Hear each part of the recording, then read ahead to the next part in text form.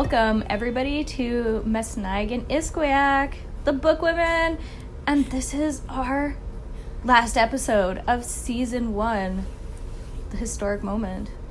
It is. It's over. It is. Stamp that in the history books. Yeah. And I'm here with my co-podcasters, Tanya. And Sheila. So today we thought, or at least I thought we should do something a little bit different. Instead of interviewing somebody, we should get back together as a group and have some personal reflection time about the season that we just recorded. Personal reflection. Personal reflection. I'm all about the reflection. I think it's important. But I can talk about that later. So I've concocted a bunch of questions for all of us. So I will play host today. And you will be my guests. Yeah, the hostess. Okay. I feel like this could be a trap, and I really hope that it's not. I know. Well, you haven't seen the questions yet. Oh, It yeah, could I be know a we trap. haven't. Especially because Sheila and I are just kind of hanging out on the couch, and you're in your fancy little rolly chair. It's like, are we about to go through therapy right now? I feel like I'm back in school. Yeah. Like, on campus. The therapist is in. Yeah. The therapist Oh, God. is in. Especially because we're hanging out in... We're hanging out in Pembina Hall. Yeah, back to my roots. Native Studies office.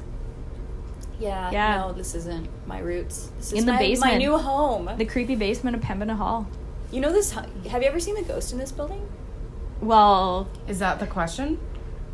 Yes, it is. I haven't That's seen the question ghost. 1. Have you seen the ghost? No, but I always get a really bad feeling when I'm, like, down here by myself. Because I used to... When I came to school here, like... I was on Native Studies Student Association, so we had that room, that really beautiful room that's now a meeting room upstairs, the one with the fireplace. Mm-hmm. So I had a key, and I'd sometimes come in, and all the lights would be off down here in the basement. And when I was working for Frank, his office was at the very end, so I'd come in on this side over by grad students, but all the lights would be off, and there'd just be the glowing exit sign. And you know when you get that really creepy feeling, like something's gonna walk out in front of me and like do something? Oh, it was the worst. It's creepy. Yeah. So this building, I don't know if you knew this, Sheila, but this building used to be a hospital. Mm-hmm. I think I did know that. Yeah. So it was I think it was a men's hospital, and so there's a ghost that haunts these hallways, and it's of a female nurse. Oh. So the ghost only appears to men if they're alone. Never appears to women, and the only thing that I've heard of, like, from females being in here is like noises outside of the hall. Like, you'll hear a giant table being dragged from one end to the other, and no one is there. Interesting. Yeah, it's spooky. I haven't seen anything, but I just always get a feeling where I'm like, oh, that weird feeling of something being there. Like when I worked over in Research Transition Facility, RTF, which is also says nurses home, and it was the old nursing building a long time ago. I always used to think that place was haunted because I would be in there when I was writing my honors paper, and I'd be there till like 3 a.m. working on this thing, and I'd always hear something like walking around, and I'd be like calling out down the hallway, or I'd go to the bathroom and like run to the washroom because it was down the creepy hallway and like around the corner, and you're by yourself, so you get all these ideas in your head. Even though the doors were locked, I'd get really freaked out. But then I once brought it up to my supervisor, and they were like, yeah, when you hear walking down the hallway, just like take another look. And so like I guess there was a grad student that was also there until like 3 a.m. So my ghost was a grad student who was going through the perils and the pains of same as you? research. So I was gonna say, like, I think we were the ghost of research for each other, just reminding you that, you know, you're still alive and a human. You might just be buried under books, but yeah, you're not dead yet. Have you ever thought that you were the one who was haunted? The ghosts are following you, not the building. I've had that thought. Maybe. Yeah. Well, I know everyone's always it's a total like, side thought, but you know, make sure that you're, you know, behaving because your ancestors are always watching you. Yeah, that's true. Yeah. There you go. Okay, let's get into these questions. Okay. So the first question I have for all three of us are, what have we learned about podcasting? I feel like I listen to a lot more podcasts now that I've started podcasting. Which podcast are you listening to? I literally was trying to work on a website that had a deadline to get done, and I just went to Spotify, looked at their top rated, saw Joe Rogan was number 1, skipped to the next one, and started listening to that. So I was like, number 1, no. Number 2, okay, we'll start. And I think it's a true crime one. I can't remember what it's called, but yeah, I've just started listening to like random ones. I listened to that one that Ryan McMahon did, the Thunder Bay one.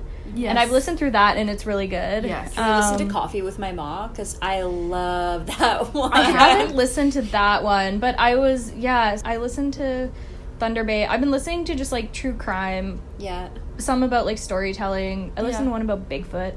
Oh, yeah. Did they find him? Or her? No. As someone that edits a lot of our stuff, I've learned, and now when I listen to other podcasts, you know, at first I was like, oh, I gotta take out all the ums and all the likes, and now I listen to some other, like, more professional than us podcasts. I'm like, oh, well, you know,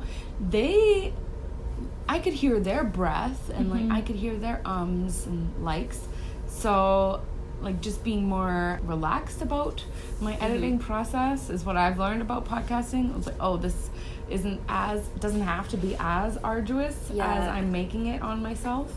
So, and then maybe I can apply that to other things too. But yeah, that's what I've learned. What have you learned?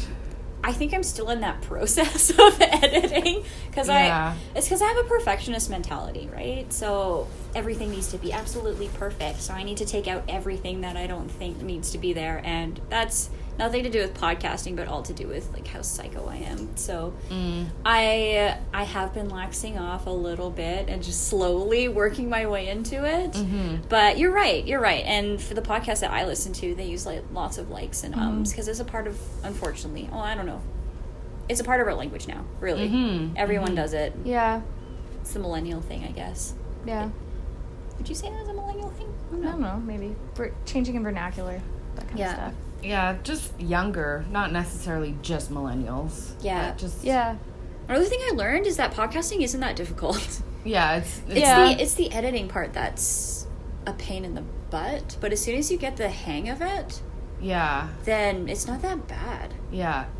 Well, the program that we use, like, so back in the day, I used to date some DJs anyway, whatever. And the program that we use, Audacity, has already been on my computers at various times in my life from various other people in my life working on things. And so now I'm like, okay, my turn to do my thing with this program. Yeah, you know, nice. So that's like a pretty cool thing. I'm like, I know Audacity.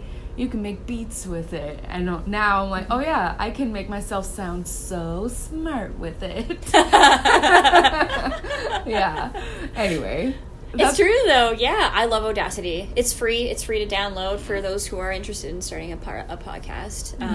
It's open software, so it's easy to find YouTube tutorials on how to do it. That's how I learned how to do it. Totally. It's time consuming. That's the only thing. Yeah. So just avoid that. So what have you learned about writing, editing, and publishing Indigenous stories? You don't have to list everything, but just one thing that stands out to you. I don't know. I think the thing that I kind of learned, because I was also working on a website about publishing, like for Indigenous people about publishing, and I'm very new to the publishing industry. Like, I've never worked at a publishing house. I'm a librarian, but that's about it. Well, I mean, I'm also a human and other things, but like publishing is not really my forte. I did learn that it is very complex, and everyone kind of has their own take on it, but also that there's a lot of uniqueness within Indigenous publishing, and it does open up doors for people to share their stories, or share how great of an artist they are. And it's not necessarily just those who want to write, but those who want to paint, those who just want to talk. Well, yeah, storytelling takes form in so many different ways. Formats. Which I think we did a decent job kind of representing different ways of telling stories. But I hope so. Yeah. How about you? Well, we'll hear later on. What did I learn?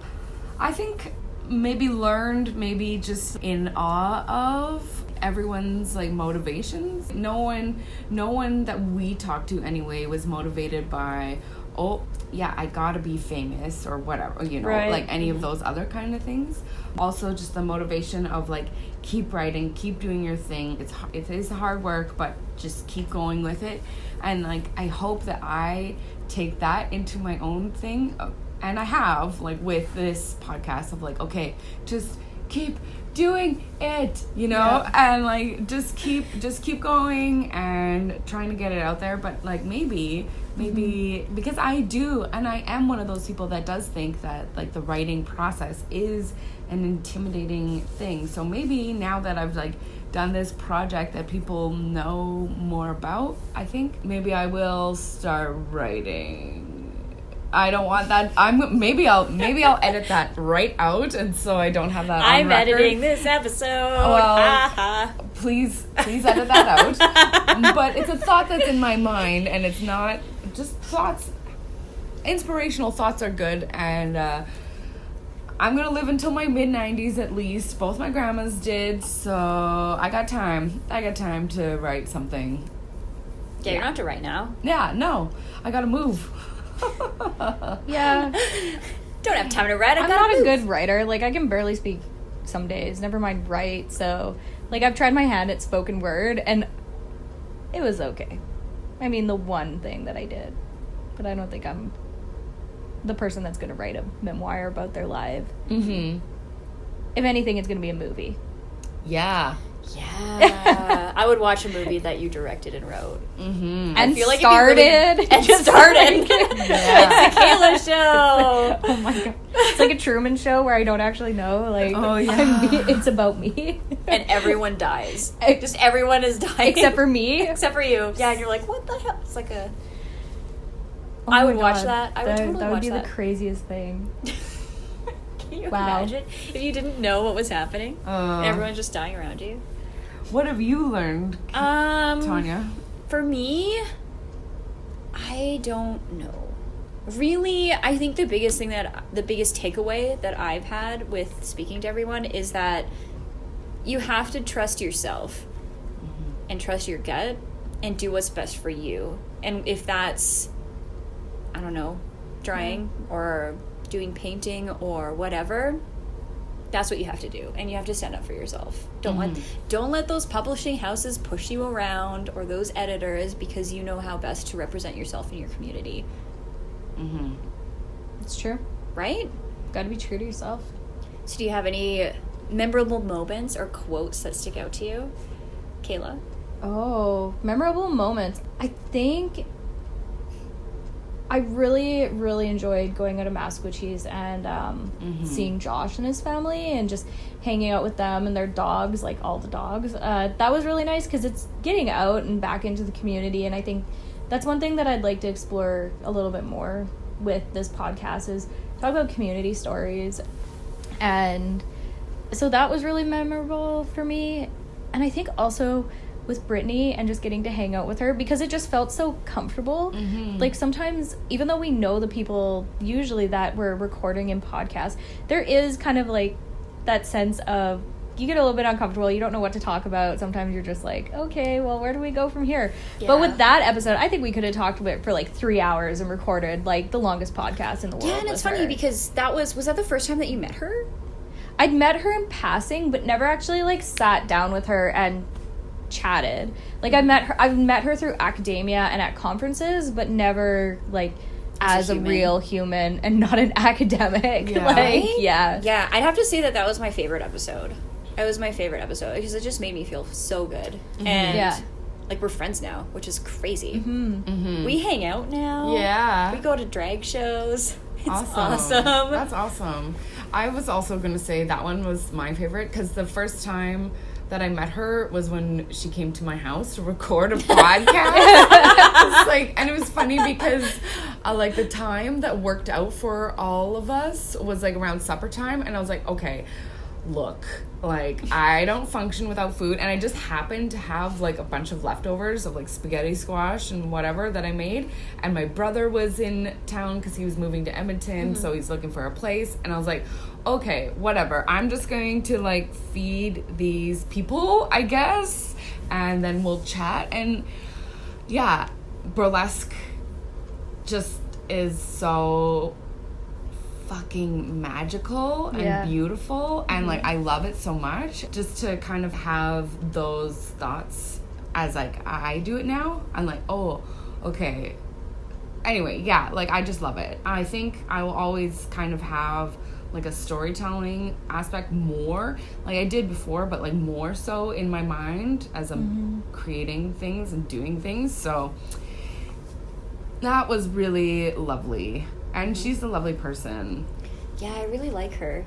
Yeah. Spoiler alert, we're all joining her burlesque group. Oh, Absolutely. yeah. Just wait for it. We already have it all planned. I feel like we got pretty much it down packed at Earl's the other day when we were just like chatting about it. Drinking and chatting about it. And I think that waiter even got into a little bit. No. He was so excited. I know. I know. He was so into it. Yeah. I was like, oh, who are these? Our photo. Who are these? Yeah.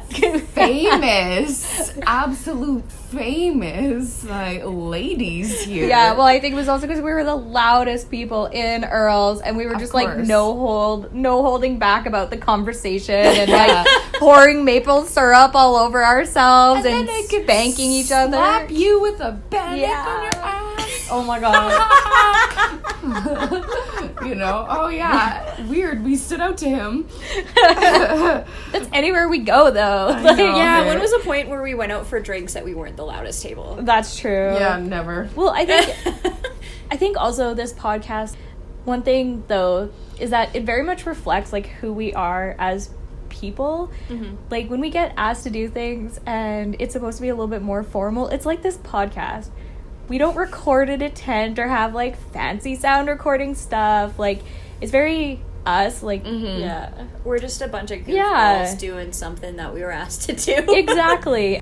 It's very personal, and you can hear what's going on around us. You can hear like kids, people, the environment that we're sitting in.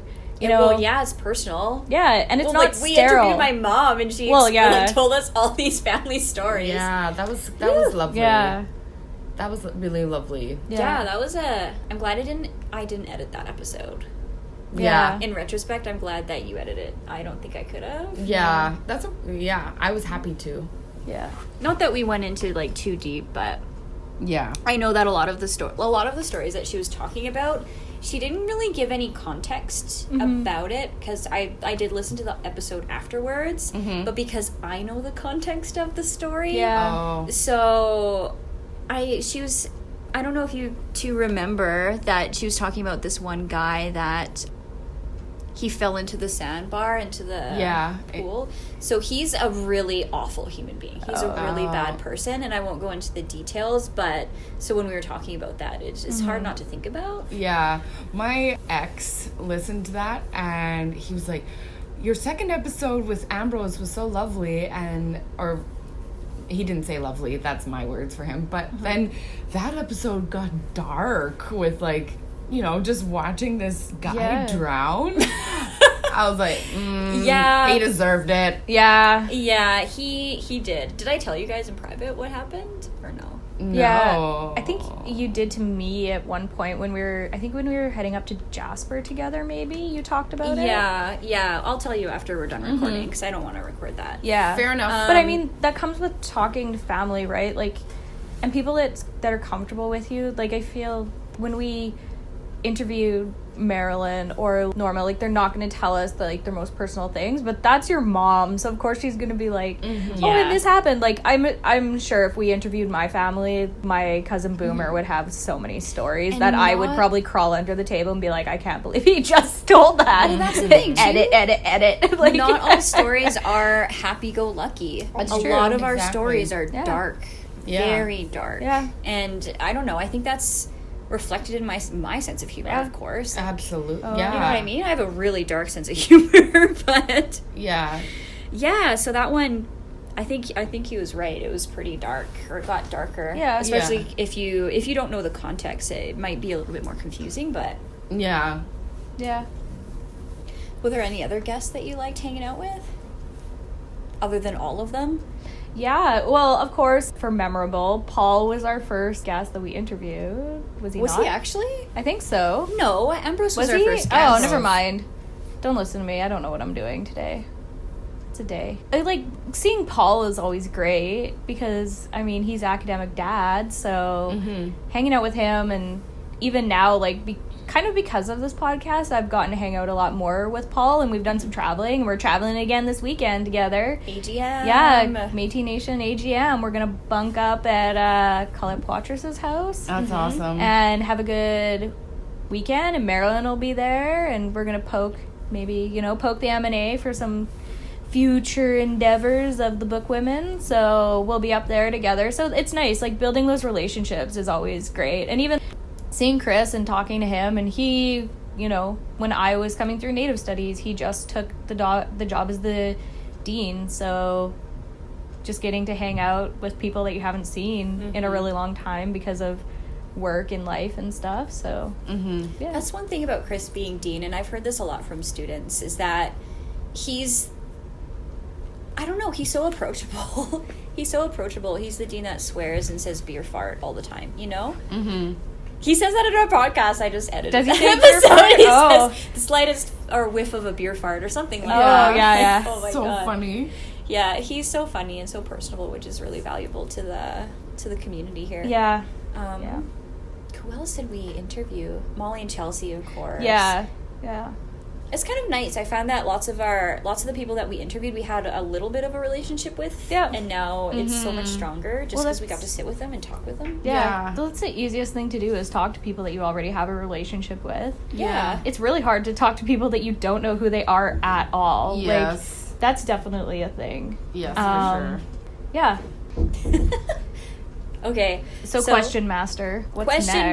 Master. Okay, so I'm assuming that you have listened to some of the audio recordings. Do you have any regrets of things that you have said that you're like, fuck, I shouldn't have said that? I mean, like, more just, like, I have academic freedom at work, but you always don't, like, I don't want anything that I say to come back on me or the people that I work with. Usually I don't regret stuff that I say. I've said a lot of shit that's gotten me in trouble over the years, good and bad. But yeah, because I do work for a huge, like, academic institution, you always have that kind of on the back of your mind, like, what if a colleague who maybe doesn't like me listens to this and then uses that as fire for, you know, me getting fired or my contract not renewed. Yeah. Like, I do have academic freedom, but that's always something that you worry about in the advancement of your career, because I work on contract. My next contract only goes till July, August 2020, and then after that, either I'm job hunting or I'm getting a contract renewed. But if they listen to this and then I said something stupid, you know, I don't want that to Affect your work. Yeah, exactly. Yeah. Because I like doing what I do. So, I mean, I do it, and I'm passionate about it. Maybe sometimes too passionate about it. But I also, because you and Sheila, like, I trust both of you, I know that if I said something very stupid, you guys would be like, whoa, rein it in. Like, yeah, I trust you guys to be like, yeah, take it down 200 notches. Like, in any of the episodes that I've edited, I haven't noticed anything. yeah. No. But we got you Yeah. back. We got you back. And just, like, I would tell you guys, too, like, whoa, that was not appropriate. That was not okay. You better take that out if you want to have a job or, you know, graduate. Like, Or graduate. Get my degree. Yeah, I don't have any regrets. Like, no. But I will say, like, I just listened to the predatory publishing episode where, like, I was in a mood or, like, whatever, you know, just, like, thinking about publishing in that aspect. I was like, okay, yeah. And it's interesting doing this podcast as someone who doesn't work in academia anymore. Thank the Lord. What a blessing. It's interesting to get that perspective on academia as an outsider, and then to kind of be just only experiencing problems with academic publishing on the outside. It's like, whoa, just a really interesting experience for me. And I stand by my words, academia is a scam. So that's actually one of my favorite quotes of the entire season. There's a few good that's ones. That's what I was thinking about putting on a t-shirt. Scam. Academia is a scam. I don't like metadata. That's one for the librarians out there. Yeah. Especially those of us who do not like metadata. I still don't like it. No, it's not my Sorry, jam. everyone. Can't do it. No. Regrets for me? Well, this is intense for me because I have extreme anxiety. And I'm like, should I have said that? Should I have said that? But it's out in the world now, so I just have to deal. Yeah. Of course, with the press. Yeah. Because I can't even remember what I said about the press, but I can't imagine it being very positive. Nobody said anything yet. No one said anything yet? No one said anything yet plastic. to me, and I know my colleagues, people here, people that work for other libraries have definitely listened to this. Mm-hmm. We did get kind of teasingly called out on Twitter by Violet Fox. We're like, I guess I'll listen to this, even though somebody said I don't like metadata. That was good. That was good. That was hilarious. Yeah, I've never met her before, yeah. but on Twitter, she's fantastic. Yeah. She teased us, so she likes us. Yeah. But I think Marilyn said something really good. We do this, and like she writes for herself, and she puts it out there, and what's put out is what is put out, and she's not going to change it. And I think that's something too. Like, unless a community member who helped create this said change it, I don't think we would, unless we made that decision. No. Even the things that I say, because there was some of them, like in Gabrielle's episode, you were saying, should you leave this in? I'm like, yeah, whatever. I've said it. Yeah, I said it. I'm gonna, I'll own up to it. I'll own up. The other thing that I was thinking about actually is, and it's not because I don't regret saying this, but my worry is that it get misconstrued. And this was during the Chelsea and Molly episode. You weren't there for that, Sheila, because we were talking about other different podcasts that are Indigenous podcasts, and we were talking about the differences between them, because I think our podcast and Molly and Chelsea's podcast are very different because we are Indigenous Métis women, and that's a completely different experience than someone like Rick Harp, which I don't know what his experience is. I have no idea. And I shouldn't judge that, but that's something that I was thinking about. But the reason why I pointed out those differences is because as Indigenous women, colonization affects us in so many different ways. Like you can't really compare the two. It's a much different experience, and that's something that I've been thinking about a lot. And I don't know. I guess I'll get up to that once I start editing the episode. But do you know what I mean? Do you remember when I said that? Yeah. Well, I remember then, like, Chelsea and Molly kind of, like, made a comment back about it. But, yeah, like, that's your lived experience, the way that you feel. Yeah, I'm a huge Indigenous feminist. So it's difficult for me. And like I said, colonization has affected us in a different way. Like, our expectations and who we are as women are very interconnected with the colonial experience, right? Yeah. But I think Indigenous men too, though. Yeah, and they get shit on in different ways than we do, and sometimes it's worse. Like there are some issues with Indigenous men, though, that we definitely have it easier as women than they do. Yeah. But I guess what I was trying to get at is the colonial experience tells us as women that we should be at home with the children and doing all of these other things, right? Whereas like the Métis experience it's something completely different, and it's very confusing. But yeah, I think I just want to flesh that out a little bit more, at least within my own research and myself, just to figure out what that even means. But it was nothing against Rick Harp. I love his podcast. He's so fucking awesome. And yeah, that's one thing that I was thinking about for regrets. How about in terms of hearing yourself? I hate listening to my own voice. I'm like anything a child. You notice that you're like, oh crap. Well, other than I can barely speak English and I sound like a Valley Girl teenager, like, I don't know. It's the weirdest thing to me because I definitely do not hear my own voice when I speak. Like, some people have the ability to kind of understand what they sound like, but I have no clue. Like, however, there are some episodes where I actually can't tell which one of us is talking. Yeah. And even, so my partner said that too. He's been like, I don't know which one of you are talking right now. We blur together sometimes. And he's like, we are a single entity. Yeah. Hive mind. Yeah. See, and for me, I can totally tell the differences between all of our voices. Yeah. Because I know my voice is a lot softer than your two voices. Yeah. Yeah. I feel like I'm over the hump of hating my voice. Yeah. Which is nice in a way. It's freeing. Yeah. It's like, okay, I don't hate that about myself anymore. Or maybe I'm just like put it aside and then I'll bottle it up so it doesn't exist, right? Yeah, so and then it'll explode. One way to deal with your emotions. Of course, yeah, that's how I do. Yeah, so who knows? But I am okay. I am at peace with hearing my own voice now. Yeah.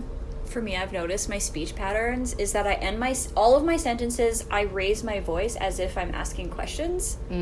I don't know why I do that. You know, maybe it's a self-confidence thing. Like, why am I asking a question right now? This should be a statement. Yeah. But I don't know how to fix that. Yeah. Have you noticed that? Yeah.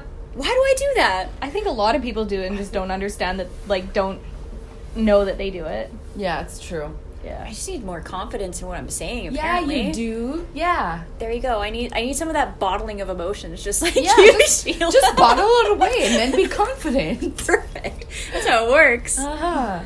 All right. So I've kind of made a teeny tiny list of things that we could address with our podcast. Because there's a few problems, I think, with our podcast. Okay. Have you noticed anything?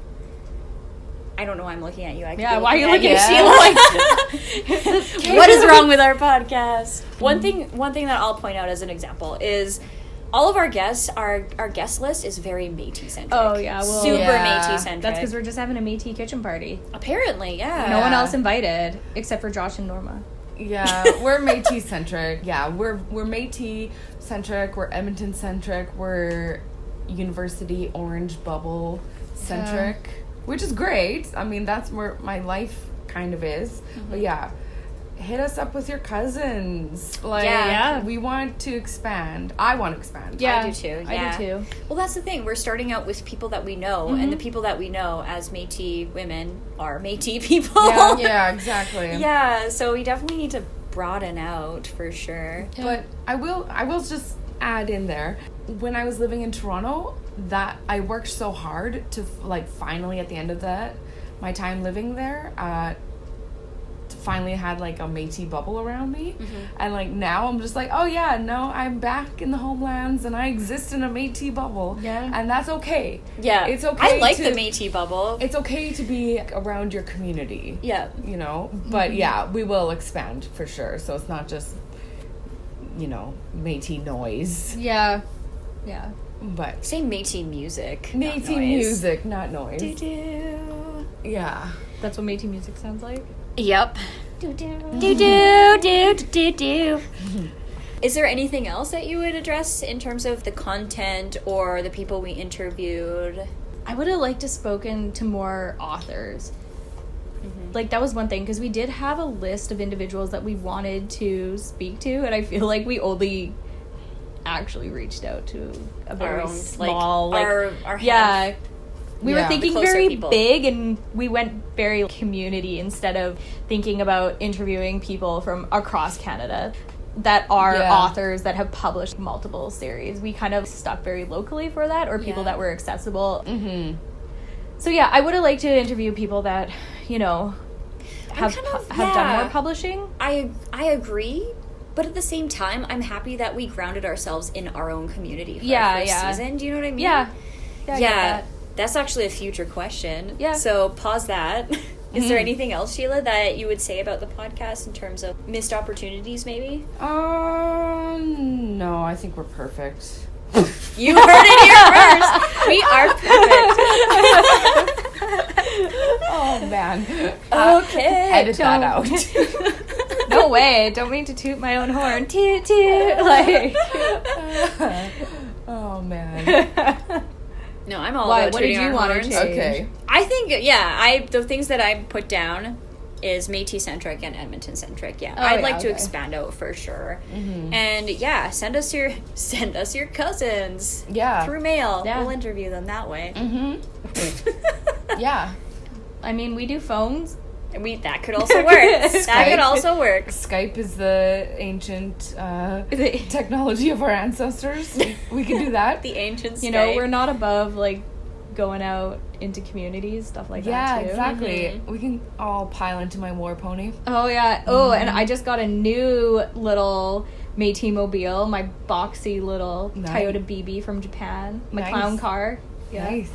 I still don't have a vehicle, so I'll hitch a ride with you too. Yeah, Perfect. totally. Yeah. Perfect. Pick me up. Or we could do it Alberta style and take my truck.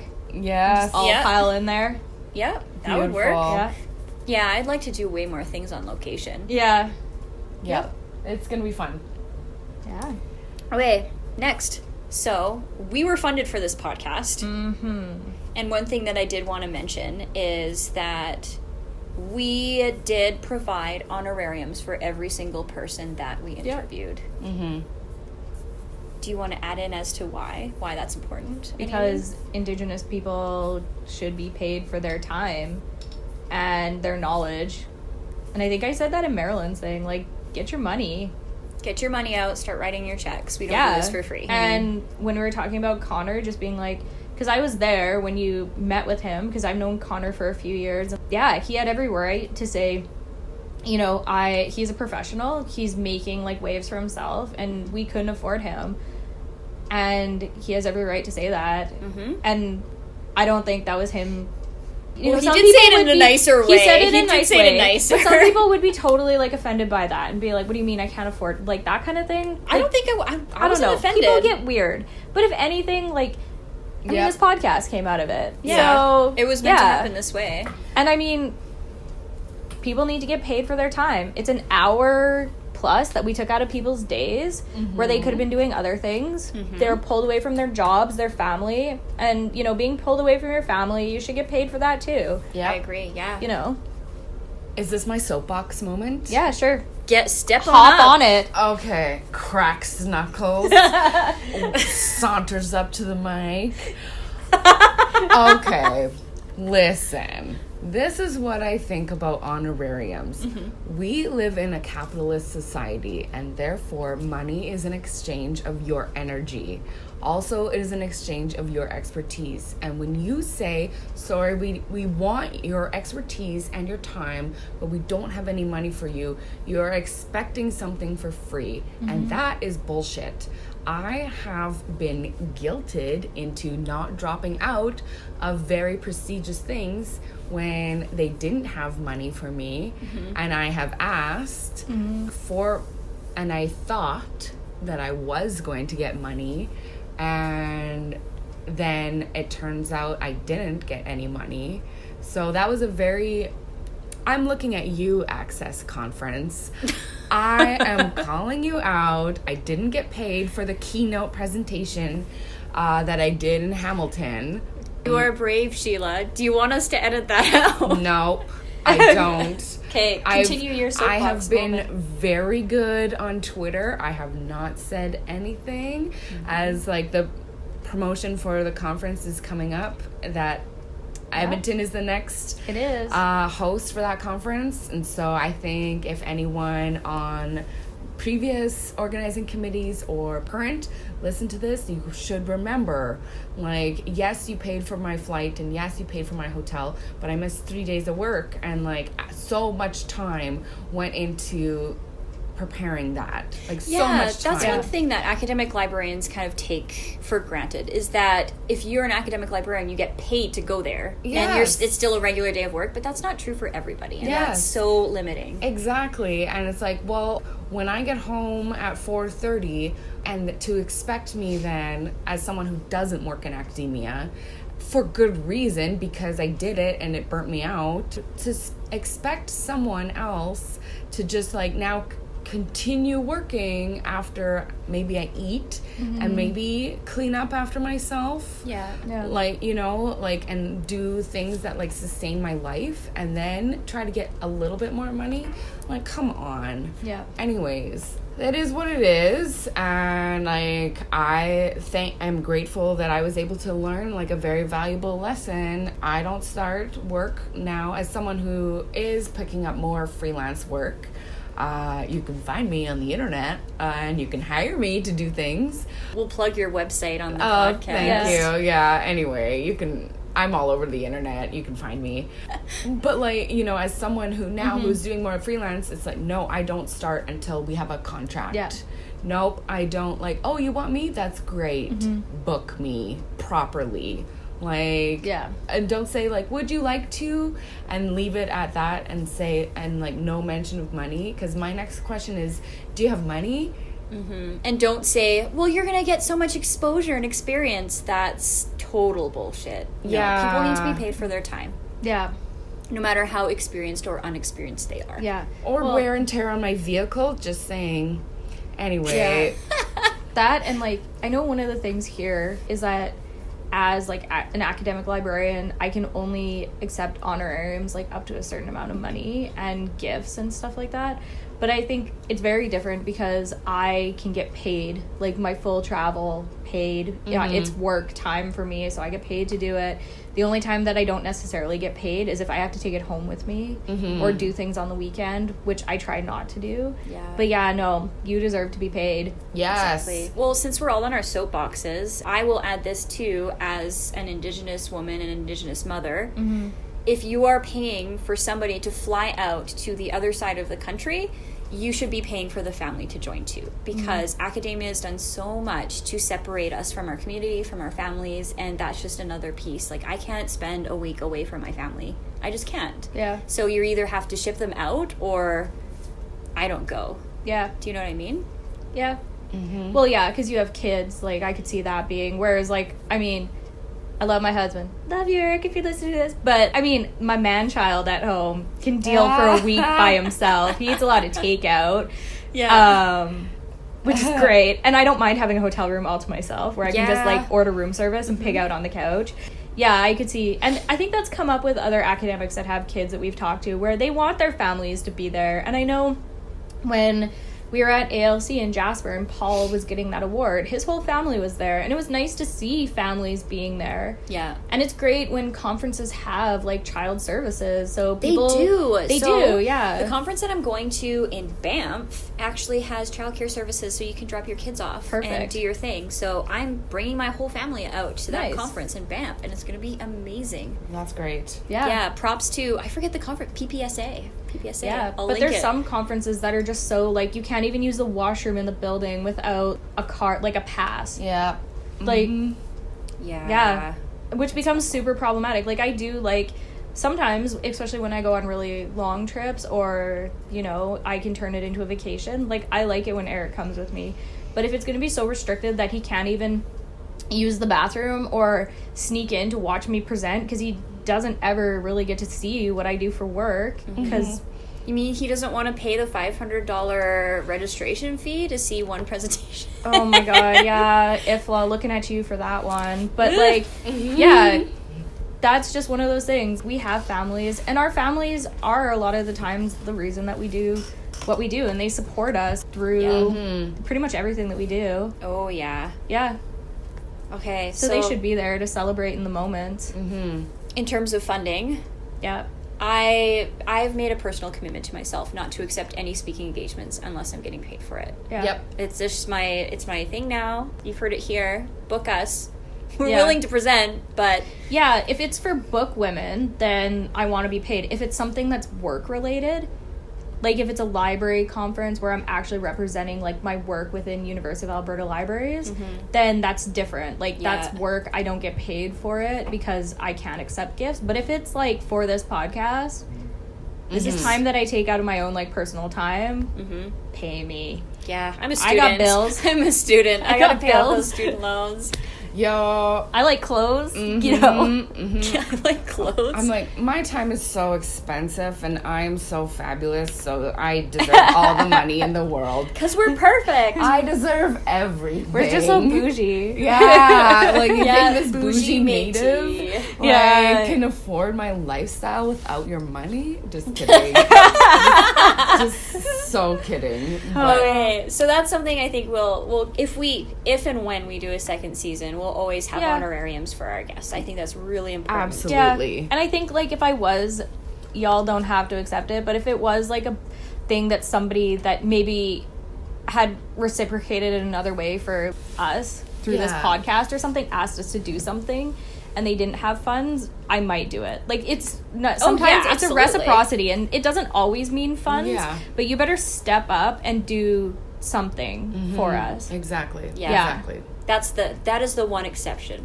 Yeah. Is reciprocity. Yeah, exactly. Yeah, an exchange of energy and like an exchange of like your efforts and times Yeah. and like your spirit that goes into things that you do. Exactly. Okay, I should Go for it. I should eat before I say anything saltier. I have nothing else to say. Okay, so let's move on. Let's talk about this. We are hopefully. Are you sure? I'm sure. Yeah. Okay. Is the last question about season 2? Yes. Okay, we can make it through this, and then Yeah, we can. we'll we go can, we eat. can. Because Yeah. season 2 sounds fucking rad at this point. Do we want to? I don't think I want to do spoilers yet. No spoilers, but it's gonna be awesome. But I also, one thing that I'd like to do, because what we have planned for season 2 or might be in the works sounds like it's gonna be a while till it happens. Yeah. So, I mean, maybe for our listeners, just listen for if we do an event. Or maybe we'll do every once in a while a little podcast, a little teaser up to season 2, just so that we don't lose you in like 9 months or so. Or maybe that could be season 3. That could be season 3. You know? Yeah, depending on how Depending on funding. life and shit. Yeah, life and shit. Yeah. Funding, that kind of stuff. So if we think about our super awesome idea for season 3. Oh my god. Or let's potential go season back 2. to okay, if We could have like outside of that idea. we could have like a Christmas special. Book my Women God. Christmas special. Absolutely. Book Women from Litfest, because that is something that's happening. That is something. So yeah. we could do a podcast about Litfest. Yeah. I mean, What are some themes that you'd want to tackle in the second season? Oh man. I really want to go like, I'd like to talk about knowledge rights. Like, I think we kind of did Data that. sovereignty? Yeah, not necessarily data sovereignty, Yeah. but like, you know, just the concept of communities owning their stories and some of like intellectual property rights, that kind of stuff. I know that's very like legalese and whatever, but I think it's important, especially if you are somebody that's publishing like community stories, like to understand like, yeah, you might know these stories or be part of that community, but there has to be like other community involvement, and that communities have the legal right to, you know, own their stories and protect them in ways that they want to. So I think that's important. Going out to communities. I like visiting. I want to tackle graphic novels. Yeah, graphic novels and digital man. storytelling, because I think technology is so beneficial, and I think we could flesh that out a lot more. There's so many great apps out there and video games. Why not? Yeah, totally. I think we could also touch more on issues of cultural appropriation. Yes. I think we should always do an episode on cultural appropriation, because that's a theme that keeps coming. Yeah. It is. Yeah, and I think that combines what you both just said, you know? Yeah. Anyway, and it's always the thing that's looming, it seems like. Anyway. Well, that's maybe that's a future episode, is we could interview a non-Indigenous person that's writing Indigenous stories. How do you feel about that? Well, Because we like to see Kayla's face. That's a no-go. That's a no-go. No, it might be a really interesting episode. I think You it know, would be let's all make saucy. sure we eat before that one. Well, I mean, maybe that's- that one should be recorded live. Like, That one will have video. that one will have video or so you photos. can see Kayla's face. Yeah. Like, look at this person, what they're doing. I don't have anyone in mind. When No, I don't either. I don't either. I mean, I do know of one person, but I mean, you might lose out on a job contract over that one. Oh yeah, no, not that one. Yeah. I Hey, still wanna get maybe, paid. you know, we could go to Calgary Expo and do, like, live on location. That's in, that'd like, be sweet. April. Or Edmonton, even. Mm-hmm. Yeah, that's another idea. I mean, for maybe sure. not live on location, but we could have Snapchats. What am I doing? You do need to eat. Yeah, this is, like, my day slowly, like, degrading. Yeah. We could have, like, you know, photos of us doing stuff, whatever you do at cons, and then talk about it. Yeah. Let's talk about it. That's probably trademark. Take that out.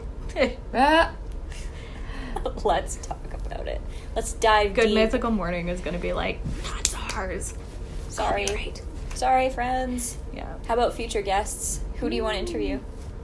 I want to interview people to do spoken word. I want to And interview actually Joshua do Whitehead. it He's and the top do of my list. spoken word. Yeah, like, that's cool. I loved it when like Norma was talking about throat singing and trying to publish throat singing, but she was actually doing it. I got so excited. I was like, Yeah, that was really cool. yeah. I met a couple people when I was back home with the Mamali project in July. Sky, she wrote a children's book, and she lives on Fishing Lake, Métis settlement. Yes. So we can take a road trip out there. And also Angie, who wrote a book, like a children's book about the Round Prairie Métis experience out in Saskatchewan. So I think that those two folks would be really cool. I know it's kind of Métis centric, but like it's a little bit outside our bubble. Yeah. Yeah, I want to interview more queer authors. Yes. Yeah. Always.